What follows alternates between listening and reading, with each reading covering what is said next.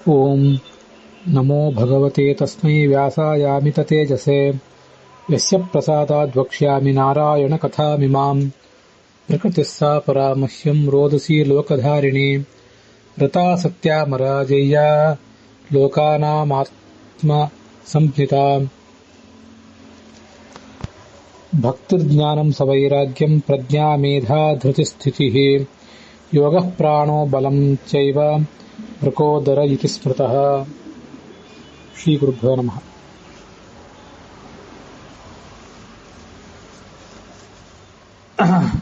ಮಹಾಭಾರತ ಪ್ರವಚನ ಸರಣಿಯಲ್ಲಿ ಅನುಶಾಸನ ಪರ್ವದ ಪ್ರವಚನವನ್ನು ನಾವೀಗ ಕೇಳ್ತಿದ್ದೇವೆ.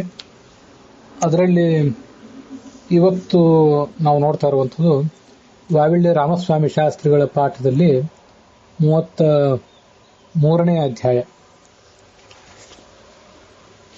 ವೈಷ್ಣವ ಪಾಠದಲ್ಲಿ ಇದು 61ನೇ ಅಧ್ಯಾಯ. ಟಿ ಆರ್ ಕೃಷ್ಣಾಚಾರ್ಯರ ಪಾಠದಲ್ಲಿ 66ನೇ ಅಧ್ಯಾಯ. 30ನೇ ಅಧ್ಯಾಯ 31ನೇ ಅಧ್ಯಾಯ ಉತ್ತರ ಭಾರತದ ಗೀತಾ ಪ್ರೆಸ್ಸಿನ ಪಾಠದಲ್ಲಿ. ಈ ಹಿಂದೆ ಏನು ಒಂದು ಭಾಗ ಸಮಾಪ್ತವಾಗಿದೆ, ಗಂಗೆಯ ಮಹತ್ವ ಮೊದಲಾದದ್ದು. ಅದಾದ ಬಳಿಕ ಈ ಮತಂಗ ಅನ್ನುವವನೊಬ್ಬ ಬ್ರಾಹ್ಮಣತ್ವಕ್ಕಾಗಿ ಪ್ರಯತ್ನ ಪಟ್ಟದ್ದು. ಇಂದ್ರ ಆತನಿಗೆ ಸಮಾಧಾನ ಹೇಳಿ ಆತನನ್ನ ಬ್ರಾಹ್ಮಣತ್ವದ ಅಪೇಕ್ಷೆಯಿಂದ ವಿಮುಖನನ್ನಾಗಿ ಮಾಡಿದ್ದು.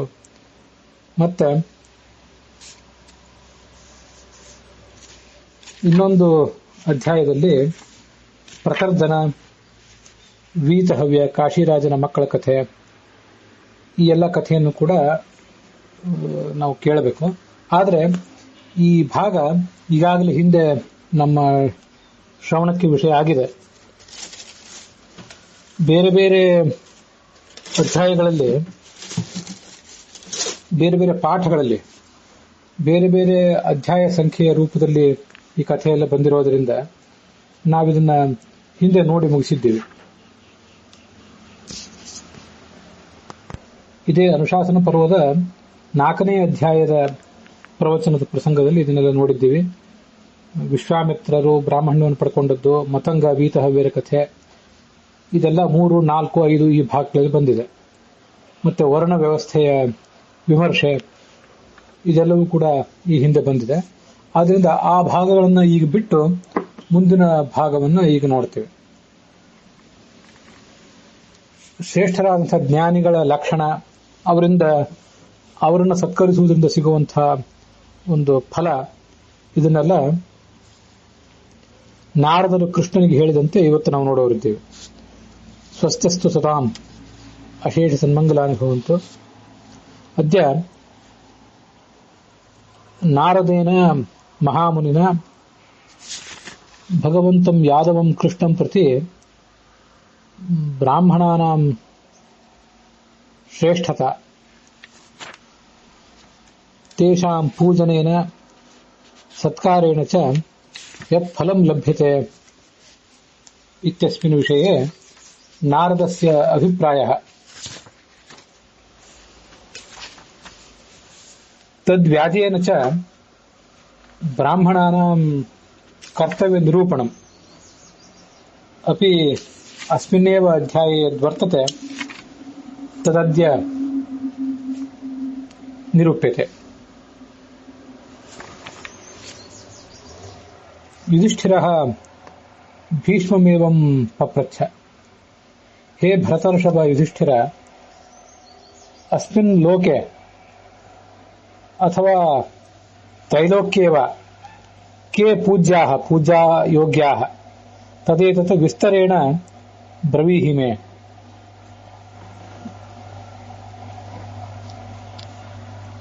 ಭೀಷ್ಮಃ ಏವಮುವಾಚ.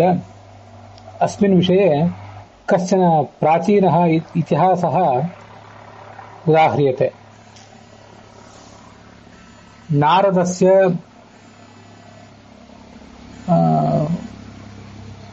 ವಾಸುದೇವಸ್ಯ ಚ ಸಂವಾದರೂಪೋಯಮಿತಿಹಾಸಃ ಮಯಾ ತ್ವಾಂ ಪ್ರತಿ ಇದಾನೀಂ ನಿರೂಪ್ಯತೆ.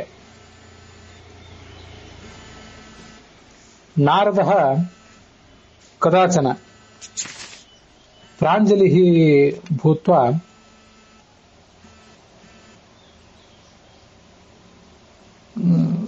ಬ್ರಾಹ್ಮಣಾನಾಂ ನಮಸ್ಕಾರಂ ಕುರ್ವನ್ ಯಾದವೇನ ಕೃಷ್ಣೇನ ದೃಷ್ಟಃ.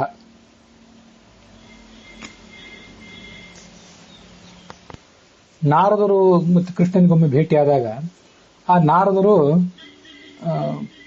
ಕೈ ಮುಗಿದುಕೊಂಡು ಜ್ಞಾನಿಗಳಂತಹ ಬ್ರಾಹ್ಮಣರನ್ನು ಗೌರವಿಸುತ್ತಿದ್ದುದನ್ನ ಕೃಷ್ಣ ನೋಡಿದ.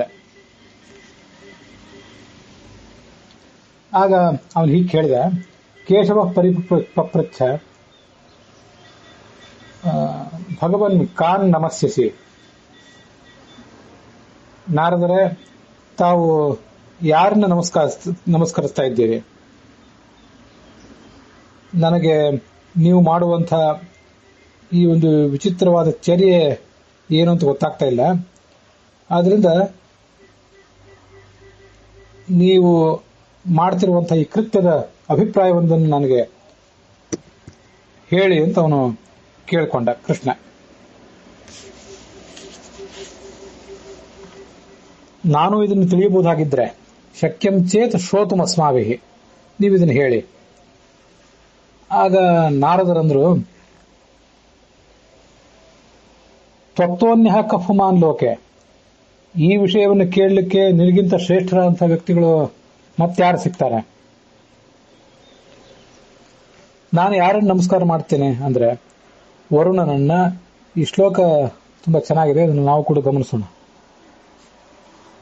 ವರುಣಂ ವಾಯುಮಾದಿತ್ಯಂ ಪರ್ಜನ್ಯಂ ಜಾತವೇದಸಂ ಸ್ಥಾಣುಂ ಸ್ಕಂಧಂ ತಥಾ ಲಕ್ಷ್ಮೀಂ ವಿಷ್ಣುಂ ಬ್ರಹ್ಮಾಣಮೇವ ಚ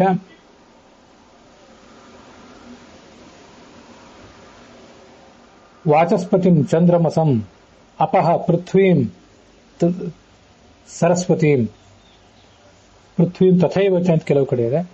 ಸತತಂ ಯೇ ನಮಸ್ಯಂತಿ ತಾನ್ ನಮಸ್ಯಾಮ್ಯಹಂ ಪ್ರಭೋ.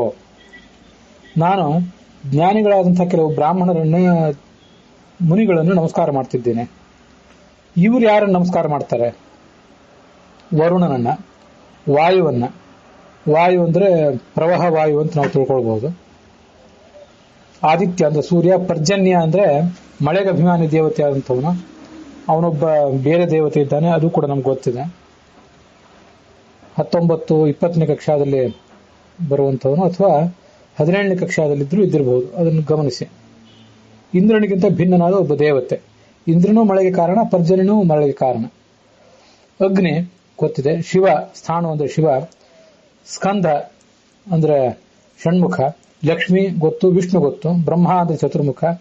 ವಾಚಸ್ಪತಿ ಅಂದ್ರೆ ಮುಖ್ಯ ಪ್ರಾಣ ಅಥವಾ ಬೃಹಸ್ಪತಿ ಅಂತ ತಿಳ್ಕೋಬಹುದು. ಚಂದ್ರಮ ಅಂದ್ರೆ ಚಂದ್ರ ಗೊತ್ತಿದೆ. ಮತ್ತೆ ಅಪಹ ಜಲಾಭಿಮಾನಿಯರಾದಂತಹ ದೇವತೆಯರು ಅಂತ ತಿಳ್ಕೊಳ್ಬೇಕು. ಪೃಥ್ವಿ ಮತ್ತೆ ಸರಸ್ವತಿ, ಈ ಎಲ್ಲ ದೇವತೆಗಳನ್ನು ಕೂಡ ಈ ಜ್ಞಾನಿಗಳಾದವರು ನಮಸ್ಕರಿಸ್ತಾ ಇರ್ತಾರೆ. ಅಂಥವ್ರನ್ನ ನಾನು ನಮಸ್ಕರಿಸ್ತೇನೆ. ಅವರ ಆ ಶಕ್ತಿ ಅಂತ ದೊಡ್ಡದಾಗಿದೆ. ಆದ್ರಿಂದ ಅವರನ್ನ ನಮಸ್ಕರಿಸಿದ್ರೆ ಮಹಾಪುಣ್ಯ ಇದೆ. ಇವರು ತಪೋಧನರು, ವೇದವನ್ನು ಬಲ್ಲವರು, ನಿತ್ಯ ವೇದ ಧರ್ಮವನ್ನೇ ಆಶ್ರಯಿಸಿದವರು. ನಾನು ಅವರನ್ನ ಸರ್ವಕಾಲದಲ್ಲೂ ನಮಸ್ಕರಿಸ್ತೇನೆ. ಉಪವಾಸದಿಂದ ಇದ್ದು ದೇವತಾ ಕಾರ್ಯಗಳನ್ನ ಮಾಡುವಂಥವ್ರು ಯಾವತ್ತೂ ಕೂಡ ಅಭುಕ್ತ್ವಾ ದೇವ ಕಾರ್ಯಾಣಿ. ತಾವು ಹೊಟ್ಟೆ ಪೂರ್ಣ ಭೋಜನ ಮಾಡಿ ಆಮೇಲೆ ದೇವತಾ ಕಾರ್ಯವನ್ನ ಹವ್ಯ ಕವ್ಯಾದಿಗಳನ್ನು ಮಾಡುವವರಲ್ಲ. ಉಪವಾಸದಿಂದ ಮಾಡುವವರು, ಆಮೇಲೆ ಭೋಜನ ಮಾಡುವವರು. ಅವಿಕಥನಾಹ, ತಮ್ಮನ್ನು ತಾವು ಹೊಗಳ್ಕೊಳ್ಳುವವರಲ್ಲ. ಏನು ಸಿಗ್ತದೋ ಅದರಿಂದ ಸಂತೋಷ ಪಡುವಂಥವ್ರು. ಅಂತ ಮಹಾತ್ಮನನ್ನ ನಾನು ನಮಸ್ಕರಿಸ್ತೇನೆ. ವಿಧಿಪೂರ್ವಕವಾಗಿ ಯಜ್ಞಾದಿಗಳನ್ನು ಮಾಡಿ ದೇವತೆಗಳನ್ನ ಪೂಜಿಸ್ತಾರೆ. ಕ್ಷಮಾಶೀಲರು, ಜಿತೇಂದ್ರಿಯರು, ಇಂದ್ರಿಯಗಳನ್ನು ಹತೋಟಿಯಲ್ಲಿ ಇಟ್ಕೊಂಡಂಥವರು, ಸತ್ಯ ಧರ್ಮನಿಷ್ಠರಾದವರು. ಗಾಶ್ಚ ತಾನ್ನಮಸ್ಯಾಮಿ ಯಾದವ, ಗೋವುಗಳನ್ನ, ಭೂಮಿಯನ್ನ ಮೊದಲಾದವರನ್ನ ಪೂಜಿಸುವಂಥವರು. ಅವರನ್ನು ಕೂಡ ನಾನು ನಮಸ್ಕರಿಸ್ತೇನೆ.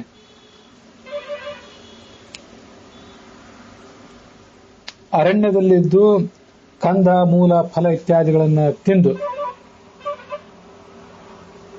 ಅಸಂಚಯ, ಏನನ್ನು ಸಂಗ್ರಹಿಸಿಕೊಳ್ಳದೆ ಕ್ರಿಯೆಗಳನ್ನು ಮಾಡಿಕೊಂಡು ಕರ್ಮನಿಷ್ಠರಾಗಿ ಬದುಕ್ತಾರೆ. ಅಂಥವರಿಗೆ ನಾನು ನಮಸ್ಕಾರ ಮಾಡ್ತೇನೆ.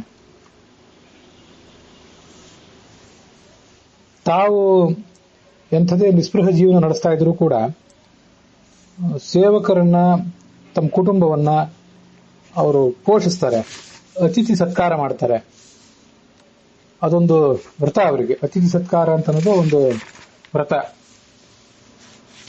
ಭುಂಜತೆ ದೇವಶೇಷಾಣಿ,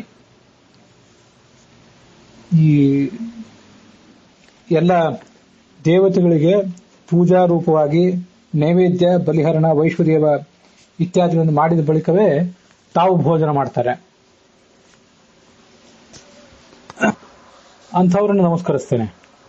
ವೇದಾಧ್ಯಯನ ಸಂಪೂರ್ಣವಾಗಿ ಮಾಡುವಂಥವ್ರು, ಮಹಾ ತೇಜಸ್ಸನ್ನು ಪಡ್ಕೊಂಡಂಥವ್ರು, ವಾಗ್ಮಿಗಳಾದವರು, ಯಜ್ಞ ಮಾಡಿಸುವುದು, ಯಾಜನ, ಅಧ್ಯಾಪನ, ಇನ್ನೊಬ್ಬರಿಗೆ ಪೌರೋಹಿತ್ಯ ಮಾಡಿಸುವುದು ಮತ್ತೆ ಪಾಠ ಪ್ರವಚನ ಇತ್ಯಾದಿಗಳಿಗೆ ತೊಡಗಿರುವಂಥವ್ರು, ಇವರನ್ನು ನಮಸ್ಕರಿಸ್ತೇನೆ. ಪ್ರಸನ್ನ ಹೃದಯರಾದವರು, ಸರ್ವಸತ್ವೇಶು, ಪ್ರತಿಯೊಂದು ಜೀವದ ಬಗ್ಗೆಯೂ ಕೂಡ, ಈ ಜಗತ್ತಿನಲ್ಲಿರುವ ಪ್ರತಿಯೊಂದು ಜೀವದ ಬಗ್ಗೆಯೂ ಕೂಡ ಅವರು ಪ್ರಸನ್ನ ಹೃದಯರಾಗಿರ್ತಾರೆ. ಯಾರ ಬಗ್ಗೆನೂ ಕೂಡ ಅವರಿಗೆ ಎಂದೂ ಮನಸ್ಸಿನಲ್ಲಿ ಕಲ್ಮಶ ಮೊದಲಾದದ್ದಿಲ್ಲ. ಅಂಥವ್ರನ್ನ ನಮಸ್ಕರಿಸ್ತೇನೆ. ಆಪೃಷ್ಠ ತಾಪಾಹ ಸ್ವಾಧ್ಯಾಯೇ, ಇದೊಂದು ಮಹತ್ವದ ಮಾತು. ಆಪೃಷ್ಠ ತಾಪಾತ ಸ್ವಾಧ್ಯಾಯ ಯುಕ್ತ ಅಂತ ಇನ್ನು ಕೆಲವು ಕಡೆ ಇದೆ. ಇವರು ಸ್ವಾಧ್ಯಾಯ ಮಾಡುವಾಗ ಮಧ್ಯಾಹ್ನದವರೆಗೂ ಕೂಡ ವೇದಾಧ್ಯಯನದಲ್ಲಿ ಆಸಕ್ತರಾಗಿರ್ತಾರೆ. ಆಮೇಲೆ ತಮ್ಮ ಭೋಜನ ಇತ್ಯಾದಿಗಳಲ್ಲಿ ತೊಡಗುತ್ತಾರೆ ಅಂತ. ಬೆಳಗ್ಗೆ ವೇದಾಧ್ಯಯನಕ್ಕೆ, ಶಾಸ್ತ್ರಾಧ್ಯಯನಕ್ಕೆ ಮತ್ತೆ ಪ್ರವಚನಾದಿಗಳಿಗೆ ಕೂತ್ಕೊಂಡ್ರೆ ಸೂರ್ಯ ನಡುನೆತ್ತಿಗೆ ಬರಬೇಕು, ಆ ಬೆನ್ನು ಕಾಯಬೇಕು, ಅಲ್ಲಿಯವರೆಗೂ ವೇದಾಧ್ಯಯನ ಮಾಡ್ತಾನೆ ಇರ್ತಾರೆ. ಅಂಥವ್ರನ್ನ ನಾನು ನಮಸ್ಕರಿಸ್ತೀನಿ ಅಂತ ಹೇಳ್ತಾ ಇದ್ದಾರೆ. ಗುರುಗಳನ್ನ ಪ್ರಸನ್ನಗೊಳಿಸಿಕೊಳ್ಳುವುದು, ಗುರು ಸೇವಾ ಮಾಡುವುದು, ವೇದಾಧ್ಯಯನ, ಮಾತಾಪಿತೃ ಅತಿಥಿಗಳ ಸೇವಾ ಮಾಡುವುದು, ಅನಸೂಯಂತಹ ಇನ್ನೊಬ್ಬರ ಗುಣ ದೋಷಗಳಲ್ಲಿ ಅಸೂಯೆ ಇಲ್ಲದೆ ಇದ್ದವರು, ದೋಷಗಳನ್ನೇ ಎಣಿಸುವುದನ್ನು ಮಾಡದೇ ಇರುವಂಥವ್ರು, ಅವರನ್ನು ನಮಸ್ಕರಿಸ್ತೇನೆ. ಶ್ರೇಷ್ಠ ವ್ರತಗಳನ್ನು ಮಾಡುವಂಥವ್ರು, ಮನನಶೀಲರಾದವರು, ದೇವಪಿತೃ ಕರ್ಮಗಳನ್ನು ಮಾಡುವಂಥವ್ರು, ಅಂಥ ಬ್ರಾಹ್ಮಣರನ್ನು ನಾನು ನಮಸ್ಕರಿಸ್ತೇನೆ. ಬ್ರಾಹ್ಮಣಾ ಸತ್ಯಸಂಗರಾ ಓಢಾರೋ ಹವ್ಯಕವ್ಯಾನಾಂ ತಾನ್ ನಮಸ್ಯಾನಿ ಯಾದವ. ದೇವಪಿತೃ ಕಾರ್ಯಗಳನ್ನು ತಾವು ಮಾಡುವುದು, ಇನ್ನೊಬ್ಬರ ಕಡೆಯಿಂದ ಮಾಡಿಸುವುದು, ಇದಕ್ಕೆ ಓಢಾರ, ಆ ಭಾರವನ್ನು ಹೊತ್ತವರು ಅಂತ ಅದರ ಅರ್ಥ ಹೇಳ್ತಾರೆ.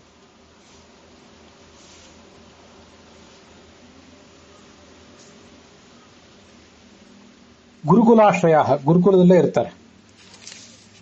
ಗುರುಗಳ ಮನೆಯಲ್ಲೇ ಇದ್ದು ಭಿಕ್ಷೆ ಬೇಡಿ ಹಾಗೆ ತಂದ ಅನ್ನವನ್ನು ಗುರುಗಳಿಗೆ ಒಪ್ಪಿಸಿ ಅದರಂತೆ ತಾವು ಭೋಜನ ಇತ್ಯಾದಿಗಳನ್ನು ಮಾಡ್ತಾರೆ. ಆದ್ರಿಂದ ಕೃಷರಾಗಿರ್ತಾರೆ. ಸುಖವಾಗಿ ಬೆಳೆದಂಥ ಮೈ ಅಲ್ಲ ಅವ್ರದ್ದು. ಸ್ವಂತ ಸುಖದ ಬಗ್ಗೆ ಆಸಕ್ತಿ ತೋರಿಸುವಂಥವ್ರಲ್ಲ, ನಿರ್ಧನರು. ಅಂಥವ್ರನ್ನು ನಮಸ್ಕರಿಸ್ತೇನೆ. ಬ್ರಾಹ್ಮಣಸ್ಯ ಚ ದೇಹೋಯಂ ಕ್ಷುದ್ರಕಾಮಾಯ ನಿಶ್ಯತೆ ಕೃತ್ಸಾಯ ತಪಸೇ ಚೈವ ಪ್ರೇತ್ಯ ಅನಂತ ಸುಖಾಯ ಚ ಅಂತ ಭಾಗವತದಲ್ಲಿ ಬರುವಂತಹ ಒಂದು ಮಾತು. ಈ ದೇಹ ಇದೇನು ಸಿಕ್ಕಿದೆ, ಕ್ಷುದ್ರ ಕಾಮಾಯ ನೇಷ್ಯತೆ, ಕ್ಷುದ್ರವಾದಂತಹ ಕಾಮಕ್ಕಾಗಿ ಇರುವಂತದ್ದಲ್ಲ ಈ ದೇಹ. ಕೃತ್ಸಾಯ, ಕಷ್ಟಕರವಾದಂಥ ತಪಸ್ಸನ್ನು ಮಾಡಬೇಕು.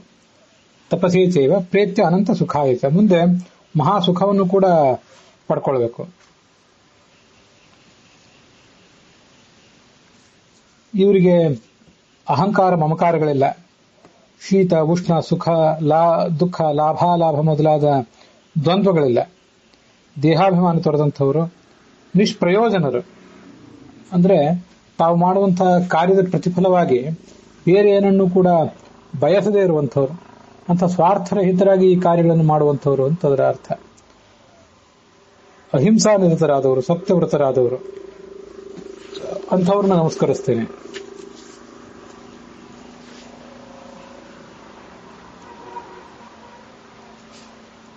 ಗೃಹಸ್ಥರು ದೇವತಾ ಅತಿಥಿ ಪೂಜಾ ಇತ್ಯಾದಿಗಳನ್ನ ಮಾಡುವಂಥವರು. ಕಪೋತ ವೃತ್ತಯ, ಪಾರಿವಾಳದಂತೆ ಬೇರೆ ಬೇರೆ ಕಡೆ ಸಿಗುವಂತ ಕಾಳುಗಳನ್ನು ಸಂಗ್ರಹ ಮಾಡಿ ಬದುಕುವಂತವರು. ಹೆಚ್ಚು ಕಡಿಮೆ ಅದು ಒಂದು ರೀತಿಯಾದಂತಹ ಶಿಲೋಂಚ ವೃತ್ತಿಯೇ, ಕಾಪೋತಿ ವೃತ್ತಿ ಅಂತ ಹಿಂದೆ ಶಾಂತಿ ಪರ್ವದಲ್ಲಿ ಬಂದಿದೆ. ಹೆಚ್ಚೇನು ಸಂಗ್ರಹ ಮಾಡದೆ ಆವತ್ತಿನ ಏನು ಪ್ರಾಪ್ತಿ ಇದೆ ಅದರಿಂದ ತೃಪ್ತರಾಗಿ ಬದುಕೋರು ಅಂತ ಅರ್ಥ. ಯೇಷಾಂ ತ್ರಿವರ್ಗ ಕೃತ್ಯೇಷು ವರ್ತತೆ ನೋಪಹೀಯತೆ. ಅವರು ಧರ್ಮ, ಅರ್ಥ, ಕಾಮ ಈ ಮೂರಕ್ಕೂ ಕೂಡ ಪರಸ್ಪರ ಹಾನಿ ಆಗದೇ ಇರುವಂತೆ ಕಾರ್ಯವನ್ನು ಮಾಡ್ತಾರೆ. ಶಿಷ್ಟಾಚಾರ ಪ್ರವೃತ್ತಾಹ, ಏನು ಜಗತ್ತಿನಲ್ಲಿ ಶಿಷ್ಟಾಚಾರ ಇದೆ ಅದನ್ನ ತಮ್ಮ ನಡೆ ನುಡಿಯ ಮೂಲಕ ತೋರಿಸ್ತಾರೆ. ಅಂಥವ್ರಿಗೆ ನಮಸ್ಕಾರ ಮಾಡ್ತೇನೆ. ತ್ರಿವರ್ಗಂ ಅನುಷ್ಠಿತ, ಧರ್ಮ ಅರ್ಥ ಕಾಮ ಮೂರನ್ನು ಕೂಡ ಅನುಷ್ಠಾನಕ್ಕೆ ತಂದಿದ್ದಾರೆ. ಲೋಲುಪರಲ್ಲ, ಪುಣ್ಯಶೀಲರು, ಅಂಥವ್ರನ್ನ ನಮಸ್ಕರಿಸ್ತೇನೆ. ನೀರನ್ನು ಕುಡಿಯುವಂಥವರು, ವಾಯುಭಕ್ಷರಾದವರು, ಸುಧಾಭಕ್ಷರಾದವರು. ಸುಧಾ ಅಂದ್ರೆ ಯಜ್ಞಶಿಷ್ಟವಾದಂತಹ ಅನ್ನ, ಅದನ್ನು ಮಾತ್ರ ಭಕ್ಷಣೆ ಮಾಡುವಂಥವ್ರು. ಇವರೆಲ್ಲರಿಗೂ ಕೂಡ ನಮಸ್ಕಾರ ಮಾಡ್ತೇನೆ. ಅಯೋನೀನ್ ಅಗ್ನಿಯೋನಿಶ್ಚ, ಸ್ತ್ರೀಯರಿಂದ ರಹಿತರಾದವರು ಅಂತ ಅರ್ಥ ಅದಕ್ಕೆ ಹೇಳಿದ್ದಾರೆ. ಅಂದ್ರೆ ಬ್ರಹ್ಮಚಾರಿಗಳು ಮತ್ತೆ ಸನ್ಯಾಸಿಗಳು ಈ ಒಂದು ಅರ್ಥ ಆಗ್ತದೆ. ಇನ್ನು ಕೆಲವು ಕಡೆ ಅಯೋನಿ ಅನ್ನೋ ಶಬ್ದದ ಬದಲಾಗಿ ಅಬ್ಯೋನೀನ್ ಅಗ್ನಿಯೋನಿಶ್ಚ, ಅಯೋನಿಗಳು ಅಂತಂದ್ರೆ ಸ್ತ್ರೀಯರಿಂದ ರಹಿತವಾದವರು ಅಂತ ಒಂದು ಅರ್ಥವನ್ನು ಕೆಲವು ಕಡೆ ಹೇಳಿದ್ದಾರೆ. ಇನ್ನು ಕೆಲವು ಕಡೆ ಅಬ್ಯೋನಿ ಅಂದ್ರೆ ನೀರಿನಲ್ಲಿ ಹುಟ್ಟಿದವರು, ಮತ್ತೆ ಅಗ್ನಿಯೋನಿಶ್ಚ ಅಗ್ನಿಹೋತ್ರದಲ್ಲಿ ತತ್ಪರರಾದವರು. ಅಗ್ನಿಯೋನಿ ಅಂದ್ರೆ ಅಗ್ನಿಯಲ್ಲಿ ತತ್ಪರರಾದವರು. ಮತ್ತೆ ಹಾಗೇನೆ ಅದೇ ಮೇಲ್ಪಂಕ್ತಿಯಿಂದ ಅಬ್ಯೋನಿ ಅನ್ನೋದಕ್ಕೆ ಅರ್ಥ ಮಾಡುವುದಾದ್ರೂ ಕೂಡ ನೀರಿನಲ್ಲಿ ಯಾವತ್ತೂ ಕೂಡ ಸ್ನಾನ ಇತ್ಯಾದಿಗಳನ್ನ, 3 ಹೊತ್ತು ಸ್ನಾನ ಇತ್ಯಾದಿಗಳನ್ನ ಮಾಡಿ ಪವಿತ್ರವಾದ ಜೀವನವನ್ನು ನಡೆಸುವಂಥವ್ರು ಅಂತ ಹೀಗೂ ಒಂದು ಅರ್ಥ ಆಗಬಹುದು. ಬ್ರಹ್ಮಯೋನೀನ್ ಅವರು, ಈ ಬ್ರಹ್ಮ ಅಂತಂದ್ರೆ ಲಕ್ಷ್ಮೀದೇವಿ, ಅದಕ್ಕೆ ಕಾರಣನಾದಂತಹ ಅವಳಿಗೂ ಸೃಷ್ಟಿಕರ್ತನಾದಂತಹ ಬ್ರಹ್ಮನೇ ಬ್ರಹ್ಮಯೋನಿ. ಅವನನ್ನು ಆಶ್ರಯಿಸಿದವರು, ಅಥವಾ ಬ್ರಹ್ಮ ಅಂದ್ರೆ ಪರಮಾತ್ಮನೇ, ಅವನನ್ನು ಆಶ್ರಯಿಸಿ ಬದುಕುವಂಥವ್ರು. ನೀರನ್ನು ಆಶ್ರಯಿಸಿ, ಅಗ್ನಿಯನ್ನು ಆಶ್ರಯಿಸಿ, ವೇದಗಳನ್ನು ಆಶ್ರಯಿಸಿ ಬದುಕುವಂಥವ್ರು. ಹೀಗೆ ಇನ್ನೊಂದು ಅರ್ಥ ಹೇಳ್ಬಹುದು. ಅಬ್ಯೋನಿ ಅಂದ್ರೆ ನಿತ್ಯ ಸ್ನಾನ ಇತ್ಯಾದಿಗಳನ್ನ 3 ಹೊತ್ತು ಮಾಡ್ತಾ ಬದುಕುವಂಥವ್ರು. ಅಗ್ನಿಯೋನಿಗಳು ಅಂದ್ರೆ ಅಗ್ನಿಹೋತ್ರ, ಉಪಾಸನ ಮೊದಲಾದವನ್ನು ಮಾಡುವಂಥವ್ರು. ಬ್ರಹ್ಮ ಅಂದ್ರೆ ವೇದ, ಆ ವೇದವೇ ಕಾರಣವಾಗಿ ಉಳ್ಳವರು, ಆ ವೇದವನ್ನೇ ಅವಲಂಬಿಸಿಕೊಂಡು ಬದುಕುವವರು ಅಂತ ಹೀಗೆ ಅರ್ಥ ಆಗಬಹುದು. ಸರ್ವಭೂತಾತ್ಮಯೋನಿಶ್ಚ, ಎಲ್ಲಾ ಪ್ರಾಣಿಗಳಿಗೂ ಅಂತರ್ಯಾಮಿ ಆದಂತಹ ಪರಮಾತ್ಮನನ್ನು ನಂಬಿ ಬದುಕುವಂಥವ್ರು. ಲೋಕಗಳನ್ನು ಸೃಷ್ಟಿಸುವಂತಹ ಸಾಮರ್ಥ್ಯ ಇದ್ದವರು, ಲೋಕದಲ್ಲಿ ಜ್ಯೇಷ್ಠರಾದವರು, ಅಂಥ ಜ್ಞಾನಿಗಳನ್ನು ನಮಸ್ಕರಿಸ್ತೇನೆ. ಕೃಷ್ಣನೇ, ಅಂತಹ ಜ್ಞಾನಿಗಳನ್ನೇ ನೀನು ಕೂಡ ನಮಸ್ಕರಿಸು. ತಸ್ಮಾತ್ ತ್ವಮಪಿ ವಾರ್ಷ್ಣೀಯ ದ್ವಿಜಾನ್ ಪೂಜೆಯ ನಿತ್ಯದ, ನಿತ್ಯ ಅವರನ್ನು ಪೂಜಿಸು. ಅವರು ನಿನಗೆ ಎಲ್ಲ ರೀತಿಯಾದಂತಹ ಅನುಗ್ರಹ ಮಾಡ್ತಾರೆ, ಸುಖವೂ ಅವರಿಂದ ಸಿಗ್ತದೆ.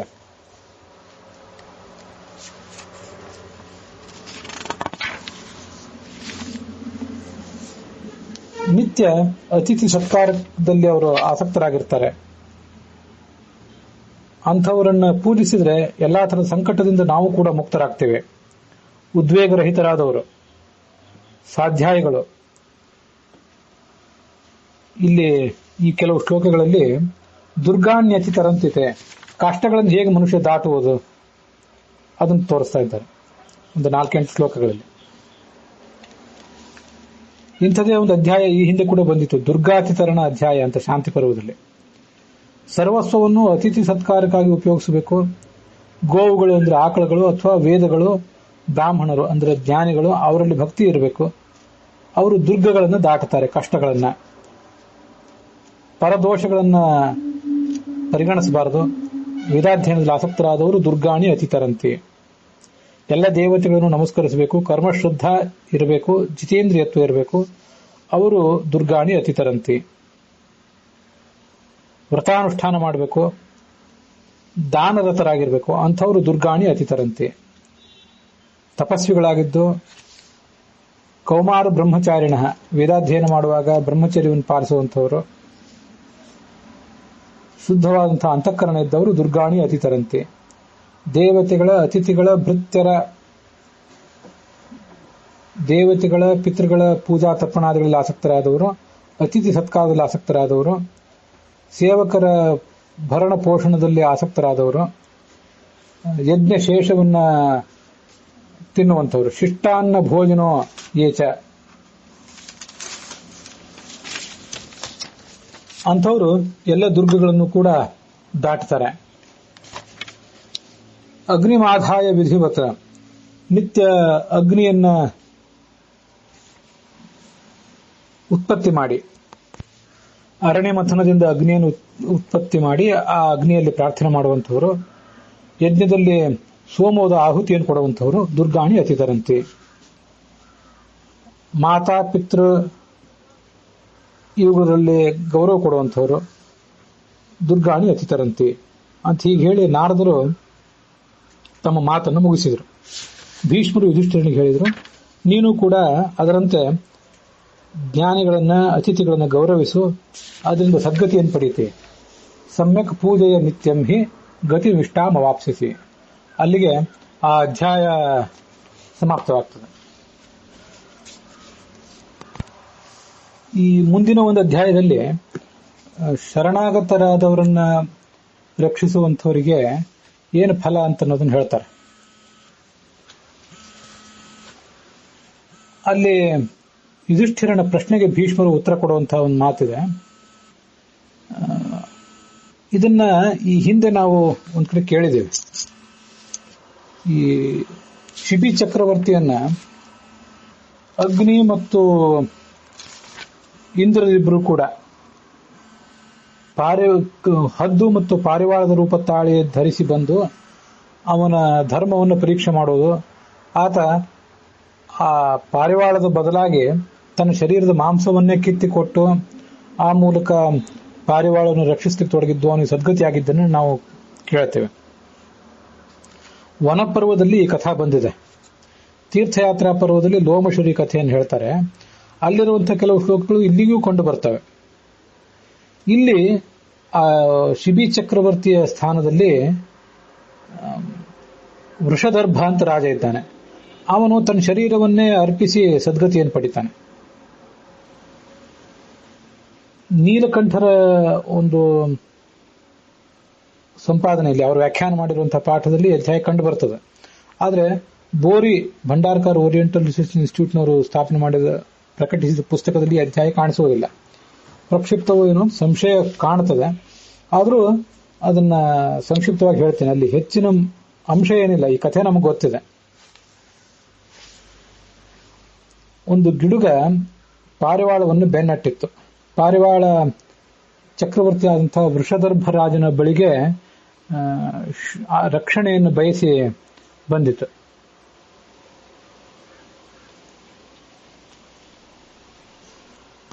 ಆ ರಾಜ ಅದನ್ನ ಕೈಯಲ್ಲಿ ಹಿಡ್ಕೊಂಡು ಸಮಾಧಾನ ಹೇಳಿದ. ಅದಕ್ಕೆ, ನಿನಗೆ ಅಭಯದಾನ ಮಾಡಿದ್ದೇನೆ, ನಿನಗೆ ಯಾರೂ ಕೂಡ ತೊಂದರೆ ಕೊಡ್ಲಿಕ್ಕೆ ಸಾಧ್ಯ ಇಲ್ಲ, ಭಯ ಪಡಬೇಡ ಅಂತ ಅದಕ್ಕೆ ಹೇಳಿದ. ಆಗ ಗಿಡುಗ ಅಲ್ಲಿ ಹಾರಿ ಬಂತು. ಈ ಪಾರಿವಾಳ ನನಗೆ ಆಹಾರದ ರೂಪದಲ್ಲಿ ಸಿಕ್ಕಂಥ ಒಂದು ಪಕ್ಷಿ. ಹಸಿವಿನ ಬಾಧೆಯನ್ನ ನಾನು ಪರಿಹರಿಸಿಕೊಳ್ಬೇಕಾಗಿದೆ. ಇದನ್ನು ತಿಂದು ಇದನ್ನು ನೀನು ರಕ್ಷಿಸಬಾರದು. ನೀನು ಎಲ್ಲ ಜೀವಿಗಳಿಗೂ ಕೂಡ ಪ್ರಭುವಾಗಿದ್ದೆ. ಆದರೆ ಆಕಾಶದಲ್ಲಿ ಸಂಚಾರ ಮಾಡುವಂತಹ ಪಕ್ಷಿಗಳಿಗೆ ನೀನೇನು ರಾಜ ಅಲ್ಲ. ಅದನ್ನು ತಡೆಯಬಾರದು ನೀನು. ಯದಿ ವೈರಿಷು ಭೃತ್ಯೇಷು ಸ್ವಜನ ವ್ಯವಹಾರಯೋ ವಿಶೇಷ ಇಂದ್ರಿಯಾಣಾಂಶ ಆಕಾಶೇಮ ಪರಾಕ್ರಮ. ನಿನಗೆ ನಿನ್ನ ವೈರಿಗಳು, ಸೇವಕರು, ಸ್ವಜನರು ಅಂತಿಂಥವ್ರ ಬಗ್ಗೆ ಶಕ್ತಿ ಇದ್ದೀತು. ಅವರಲ್ಲೇ ನಿನ್ನ ಪರಾಕ್ರಮ, ನಿನ್ನ ಸ್ವಾಮಿತ್ವ ಇದನ್ನು ನೀನು ತೋರಿಸಬಹುದು. ಆದರೆ ಪ್ರಾಣಿ ಪಕ್ಷಿಗಳು ಇವುಗಳ ವಿಷಯದಲ್ಲಿ ನಿನ್ನ ಆಡಳಿತವೇನು ನಡೆಯೋದಿಲ್ಲ. ಆದ್ದರಿಂದ ನೀನು ಧರ್ಮದ ದೃಷ್ಟಿಯಿಂದ ನನಗೆ ಈ ಪಾರಿವಾಳವನ್ನು ಒಪ್ಪಿಸಬೇಕು. ಆಗ ಆ ರಾಜ ಹೇಳಿದ, ನಿನಗೆ ಬೇರೆ ಏನಾದರೂ ಪ್ರಾಣಿ ಅಪೇಕ್ಷಿತವಾಗಿದ್ರೆ ಅದನ್ನು ಕೊಡ್ತೇನೆ. ಗೋವೃಷಃ, ಒಂದು ಗೂಳಿ, ವರಾಹ, ಮೃಗ, ಜಿಂಕೆ, ಕೋಣ ಯಾವುದನ್ನಾದ್ರೂ ಕೊಟ್ಟೇನು, ಈ ಪಾರಿವಾಳವನ್ನು ಬಯಸಬೇಡ ಅಂತ ಅವನು ಹೇಳಿದ. ಅದಕ್ಕೆ ಆ ಗಿಡಗ ಹೇಳಿತು, ನನಗೆ ಅದ್ಯಾವುದು ಬೇಡ. ಸೃಷ್ಟಿಯ ನಿಯಮದಂತೆ ನನಗೆ ಈ ಪಾರಿವಾಳವೇ ಆಹಾರ. ಶೇನಾ ಕಪೋತಾನ್ ಖಾದಂತಿ ಸ್ಥಿತಿರೇಷ ಸನಾತನಿ. ದೇವೈ ಸನಾತನಿ ಕೃತೋಯಂ ನಿಯಮ. ದೇವತೆಗಳು ಮಾಡಿದ ನಿಯಮ ಇದು. ಆದರೆ ಒಂದು ವೇಳೆ ನಿನಗೆ ಅಂಥ ಪ್ರೀತಿ ಏನಾದರೂ ಈ ಪಾರಿವಾಳದ ಬಗ್ಗೆ ಇರುವುದಾದರೆ, ಸ್ವಮಾಂಸಂ ತುಲಯಾಧೃತಂ, ಪಾರಿವಾಳದ ತೂಕಕ್ಕೆ ಸಮಾನವಾದಂತಹ ನಿನ್ನ ಮಾಂಸವನ್ನೇ ತೂಕ ಮಾಡಿಕೊಡು ನನಗೆ. ರಾಜನಿಗೆ ಬಹಳ ಸಂತೋಷ ಆಯಿತು. ಮಹಾನ್ ಅನುಗ್ರಹ, ದೊಡ್ಡ ಅನುಗ್ರಹನೇ ಮಾಡಿದೆ. ಪಾರಿವಾಳದ ಜೀವ ಉಳಿಯಿತು, ನಿನಗೆ ಹೊಟ್ಟೆನೂ ತುಂಬಿಸಿದಂತಾಯಿತು. ನಾನು ಹಾಗೆ ಮಾಡ್ತೀನಿ ಅಂತ ಹೇಳಿ ತಕ್ಕಡಿಯನ್ನು ತರಿಸಿ ಅದರಲ್ಲಿ ಪಾರಿವಾಳವನ್ನಿಟ್ಟ. ತನ್ನ ಶರೀರದ ಮಾಂಸದ ತುಣುಕುಗಳನ್ನು ಕತ್ತರಿಸಿ ಹಾಕಲಿಕ್ಕೆ ತೊಡಗಿದೆ. ಅಂತಃಪುರದಲ್ಲಿ ಹಾಹಾಕಾರ ಎದ್ದಿತಂತೆ. ಅಲ್ಲಿರುವಂಥವರೆಲ್ಲ ರಾಜನ ಈ ತ್ಯಾಗವನ್ನು ನೋಡಿ ಬಹಳ ಭಯಪಟ್ಟರು. ಎಲ್ಲರೂ ಹಾಹಾಭೂತ ವಿನಿಷ್ಕ್ರಾಂತಾ ಶುತ್ವ ಪರಮ ದುಃಖಿತಾ. ಭೂಮಿ ನಡುಗಲಿಕ್ಕೆ ತೊಡಗಿತು ಅಂತ ವರ್ಣನೆ ಮಾಡ್ತಾರೆ. ಎಲ್ಲ ಕಡೆ ಕತ್ತರಿಸಿಕೊಂಡು ಮಾಂಸವನ್ನು ತುಂಬಿದ, ರಕ್ತನೂ ಹರಿತಾ ಇತ್ತು. ಅಸ್ಥಿಭೂತೋ ತದಾ ರಾಜ ನಿರ್ಮಾಂಸೋ ರುಧಿರಸ್ರವ. ಅವನ ಶರೀರದಲ್ಲಿ ಮೂಳೆಗಳು ಮಾತ್ರ ಉಳಿದಿದ್ದು, ಮಾಂಸ ಅಂತನೋದೇ ಇರಲಿಲ್ಲ. ಆಗ ಅವನು ತಾನೇ ಆ ತಕ್ಕಡಿಯಲ್ಲಿ ಹೋಗಿ ಕೂತ್ಕೊಂಡ್ಬಿಟ್ಟ. ತುಲಾಂ ತತಃ ಸಮಾರೂಢ ಸ್ವಂ ಮಾಂಸ ಕ್ಷಯ ಮುತ್ಸೃಜನ್. ಅಲ್ಲಿ ಹೋಗಿ ತಾನೇ ಆ ತಕ್ಕಡಿಯಲ್ಲಿ ಕೂತ್ಕೊಂಡ್ಬಿಟ್ಟ. ಆಗ ದೇವತೆಗಳೆಲ್ಲ ಅಲ್ಲಿ ಬಂದರು. ಆ ರಾಜನನ್ನ ಆ ದೇವತೆಗಳು ಅಮೃತದಿಂದ ಅಭಿಷೇಕಿಸಿದ್ರು ಅಂತ ವರ್ಣನೆ ಮಾಡ್ತಾರೆ. ವಿಮಾನ ಅಲ್ಲಿಗೆ ಬಂತು. ಆ ರಾಜನಿಗೆ ಸದ್ಗತಿಯನ್ನ ಕೊಡ್ಲಿಕ್ಕಾಗಿ ಅವನನ್ನು ಕರ್ಕೊಂಡು ಹೋಯಿತು. ಯುಧಿಷ್ಠಿರ, ನೀನು ಕೂಡ ಶರಣಾಗತರಾದವರ ವಿಷಯದಲ್ಲಿ ಇಂಥದೊಂದು ಬದ್ಧತೆಯನ್ನು ತೋರಿಸಬೇಕು. ಈ ಚರಿತ್ರವನ್ನು ನಿತ್ಯ ಕೇಳುವಂಥವನು ತಾನು ಕೂಡ ಭೂತಾತ್ಮನಾಗ್ತಾನೆ. ಅಲ್ಲಿಗೆ ಈ ಅಧ್ಯಾಯ ಸಮಾಪ್ತವಾಗಿದೆ.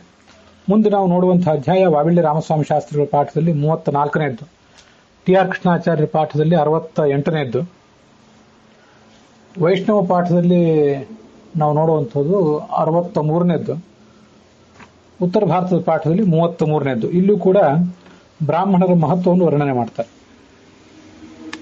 ರಾಜನ ಮಹಾಕರ್ತವ್ಯವನ್ನು ಸ್ವಲ್ಪ ಹೇಳು. ಯಾವುದರಿಂದ ಐಹಿಕ ಫಲಗಳನ್ನು ಆಮುಷ್ಮಿಕ ಫಲಗಳನ್ನು ರಾಜ ಪಡ್ಕೊಂಡಾನೋ ಅದನ್ನು ಹೇಳು ಅಂತ ರಾಜ ಯುಧಿಷ್ಠಿರ ಕೇಳಿದ. ಅದಕ್ಕೆ ಭೀಷ್ಮರು ಹೇಳಿದರು, ಜ್ಞಾನಿಗಳನ್ನ ಗೌರವಿಸಬೇಕು. ಶ್ರೋತ್ರಿಯಾನ್ ಬ್ರಾಹ್ಮಣಾನ್ ವೃದ್ಧಾನ್ ನಿತ್ಯಮೇವ ಅಭಿಪೂಜಯೇತ್. ಇದು ಆತನ ಕರ್ತವ್ಯ. ಪಟ್ಟಣದಲ್ಲಿ ಹಳ್ಳಿಗಳಲ್ಲಿ ಎಲ್ಲೇ ಇದ್ರೂ ಅವರನ್ನ ಗೌರವಿಸಬೇಕು. ತನ್ನ ಮಕ್ಕಳನ್ನ ಗೌರವಿಸಿದಂತೆ ಅವರನ್ನು ಗೌರವಿಸಬೇಕು. ಮಕ್ಕಳ ಯೋಗಕ್ಷೇಮವನ್ನು ನೋಡ್ಕೊಳ್ಳಿಕ್ಕೆ ಏನು ಬದ್ಧತೆಯನ್ನು ತೋರಿಸ್ತಾನೆ ಅದೇ ಬದ್ಧತೆಯನ್ನ ಇವರಲ್ಲಿಯೂ ಕೂಡ ತೋರಿಸಬೇಕು.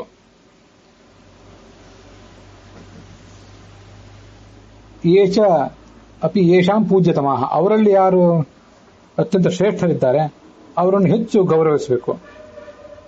ಅವರು ಸ್ವಕರ್ಮಾನುಷ್ಠಾನ ನಿಷ್ಠರಾಗಿದ್ದರೆ ರಾಷ್ಟ್ರಮೇವ ಸರ್ವಂ ವಿರಾಜತೆ ತೇಷು ಶಾಂತೇಷು. ತೇಷು ಶಾಂತೇಷು ತದ್ರಾಷ್ಟ್ರಂ ಸರ್ವಮೇವ ವಿರಾಜತೆ. ಜಗತ್ತೆಲ್ಲ ಇಂದ್ರನನ್ನ ಅವಲಂಬಿಸಿಕೊಂಡಿರುವಂತೆ ಈ ಜಗತ್ತಿನ ಸ್ಥಿತಿಯೆಲ್ಲ ಈ ಜ್ಞಾನಿಗಳಾದಂತಹ ಬ್ರಾಹ್ಮಣರನ್ನು ಅವಲಂಬಿಸಿಕೊಂಡಿದೆ. ಅದಕ್ಕಾಗಿ ಅವರಿಗೆ ಗೌರವ ಸಲ್ಲಿಸಬೇಕು.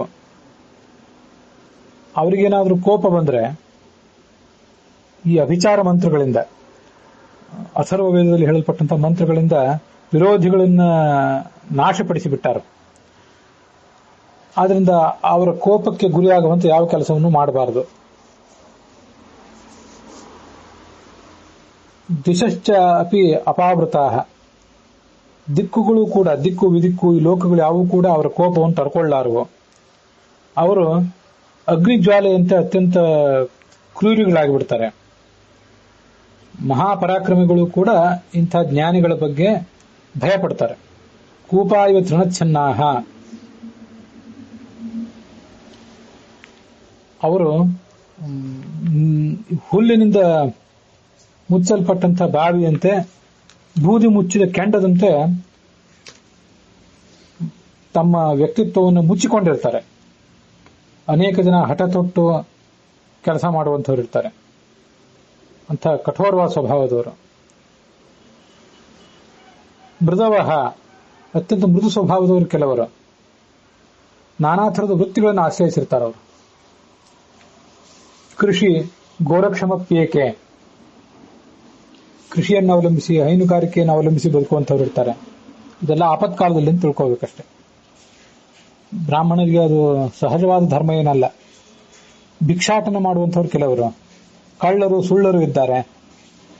ಚೋರಾಶ್ಚ ಅನ್ಯೇ ಅನೃತಾಶ್ಚ ಅನ್ಯೇ, ಇದು ಆ ಕಾಲದಲ್ಲೂ ಇದ್ರು ಅಂತ ಕಾಣಿಸ್ತದೆ. ಈ ಕಾಲದಲ್ಲೂ ಕಳ್ಳರು ಸುಳ್ಳರು ಬ್ರಾಹ್ಮಣರಲ್ಲೂ ಹೇರಳವಾಗಿ ಇದ್ದಾರೆ, ಆ ಕಾಲದಲ್ಲೂ ಇದ್ರು. ನಾಟ್ಯವನ್ನು ಕಲಿಸುವಂಥವ್ರು, ನಾಟ್ಯ ಮಾಡುವಂಥವ್ರು, ಇಂಥ ವೃತ್ತಿಗಳನ್ನು ಅವಲಂಬಿಸಿದವರು ಇದ್ರು.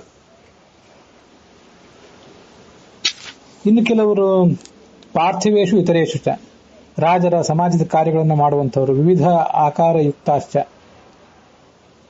ಅದಕ್ಕೆ ತಕ್ಕಂತೆ ನಾನಾ ಥರದ ವೇಷಭೂಷಣಗಳನ್ನು ಧರಿಸಿ ಆ ಕಾರ್ಯಗಳನ್ನು ಮಾಡುವಂಥವ್ರು. ಅದಕ್ಕಾಗಿ ಅಂಥ ಜ್ಞಾನಿಗಳಾದಂಥ ಬ್ರಾಹ್ಮಣರ ಗುಣಗಳನ್ನು ಕೀರ್ತಿಸಬೇಕು. ಪಿತೃದೇವತೆಗಳಿಗೆ, ದೇವತೆಗಳಿಗೆ, ಮನುಷ್ಯ, ಸರ್ಪ ಈ ಎಲ್ಲರಿಗೂ ಕೂಡ ಅವರು ಅಜೇಯರು, ಅವರನ್ನು ಗೌರವಿಸಬೇಕು. ಯಾರಿಗಾದರೂ ದೇವತಾ ಪದವಿ ಬೇಕಾಗಿದ್ರೆ ಈ ಜ್ಞಾನಿಗಳಾದ ಬ್ರಾಹ್ಮಣರು ತಮ್ಮ ಶಕ್ತಿಯಿಂದ ಅವನನ್ನು ದೇವತ್ವಕ್ಕೆ ಏರಿಸ್ತಾರೆ. ದೇವತೆಯಾದವನನ್ನು ಆ ಪಟ್ಟದಿಂದ ಕೆಳಗಿಳಿಸ್ಯಾರ. ರಾಜನನ್ನಾಗಿ ಮಾಡಬೇಕು ಅಂತ ರಾಜನನ್ನಾಗಿ ಮಾಡ್ತಾರೆ, ರಾಜನನ್ನ ಬೇಡ ಅಂದ್ರೆ ಕೆಳಗಿಳಿಸ್ತಾರೆ. ಪೃಥು ಚಕ್ರವರ್ತಿಯ ಅಪ್ಪ ವೇನನನ್ನ ಅವರು ಹುಂಕಾರ ಮಾತ್ರದಿಂದ ಕೊಂದು ಹಾಕಿದ್ರು ಅಂತ ಭಾಗವತದಲ್ಲಿದೆ. ಇಂಥ ಜ್ಞಾನಿಗಳಾದವರನ್ನ ನಿಂದಿಸಿದ್ರೆ ಅದಕ್ಕೆ ವಿನಾಶವೇ ಗತಿ.